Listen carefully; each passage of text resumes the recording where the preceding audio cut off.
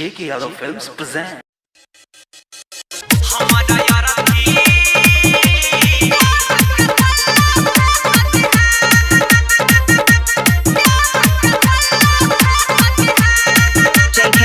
Singing by Prince Pirian.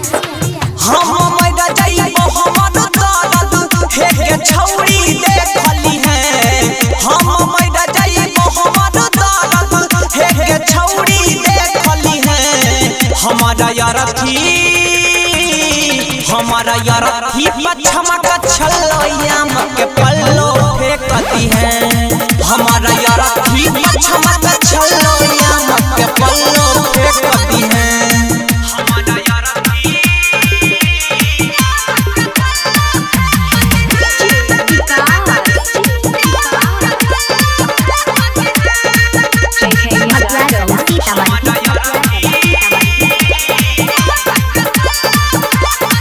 नहीं पैबो के सूरज हम भोर के जे दिन चला जइबी दिलावा के तोड़ के।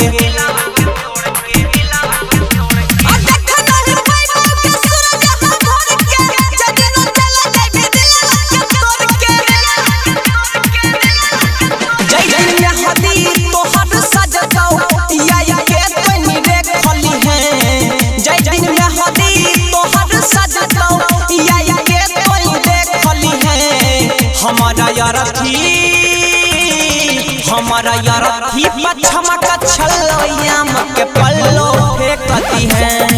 हमारा यारथी पछमा का छल्लोयाम के पल्लो फेंकती है।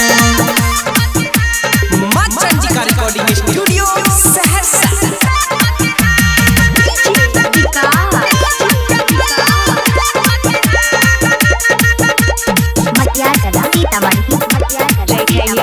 Singing by Prince Pirian.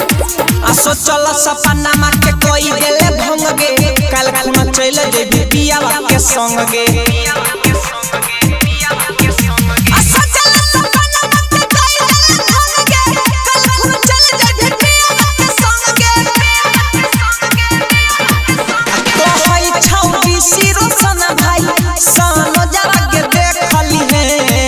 तो हई छौरी सी सानो जा भाई तो प्रिंसा के देखली है। हमारा यारथी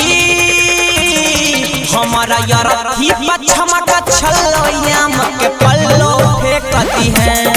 हमारा यारथी पछमा का छल्लोयाम के पल्लो फेंकती है।